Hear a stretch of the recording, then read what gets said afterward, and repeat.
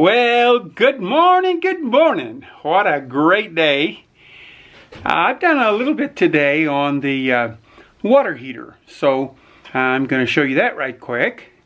Not much, but I have to go to town and pick up some parts. Here you go. This is the mana block. This is what I was trying to think of the other day. Obviously, it's a manifold for your hot. There's one cold there at the bottom, and then cold on this side. There's a total of 18, I believe. And here's the name right here. It's mana block. And so I'll be tying these in. Right now I just have everything roughed in, and the mana block will be feeding all my separate entities in the bus. The water heater is a Takagi. Let me get that focused. There you go. And it's very efficient, and PVC will be used to go out the ceiling. Now, I've had to move my water line right here. The water line that goes over to my bathroom sink.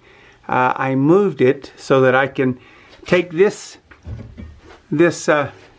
exhaust right here will go straight up through the roof, and I didn't want it to be too close to my water line, so I've had to cut and reroute my water line there. And then my exhaust will 45, and I'm going to 45 it back to keep my exhaust and my intake. This is my intake, I'm sorry. This piece here is my intake. So another 45 will go on the end of that, and then it'll go out the roof. And that'll keep them separated a little bit so that I'm not just picking up my exhaust in my intake. So that wouldn't burn very well, would it?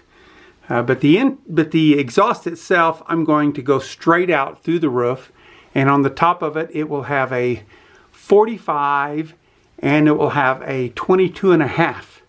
That will turn it back down enough so that the rain won't come in. This one, after I go out the roof, it will have 245 so that it's actually pointed back down. And I will put a bird screen on both of those so that we're not getting bugs and that kind of stuff in it. And then I've cut all the walls now are cut down except a couple places where I touch things up, but everything's cut down now and ready to go. I will, when I put my front, all my insulation in the front, I will touch up all these places where it's not quite 3 inches.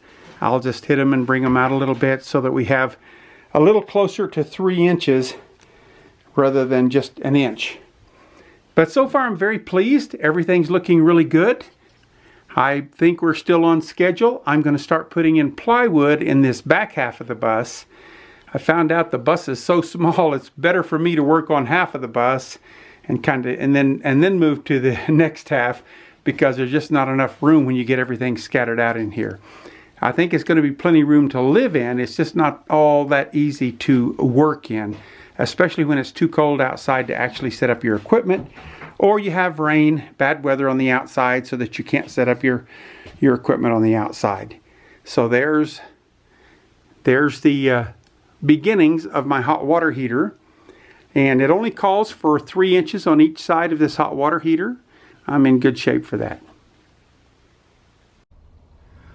Okay, well here's my little pickup. It's a working little machine, isn't it? Anyway, I've got all my plywood for part of my cabinets. I'll probably have to buy a little bit more, but here's the 3/4 plywood for my cabinets.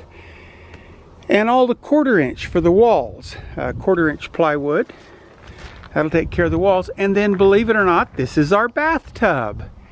And they come nesting. So if you buy like a 100-gallon tub, what it really is it's at least 100 gallons. So it could be 130 gallons that it holds, or 140 gallons, because they nest them. They make them different sizes.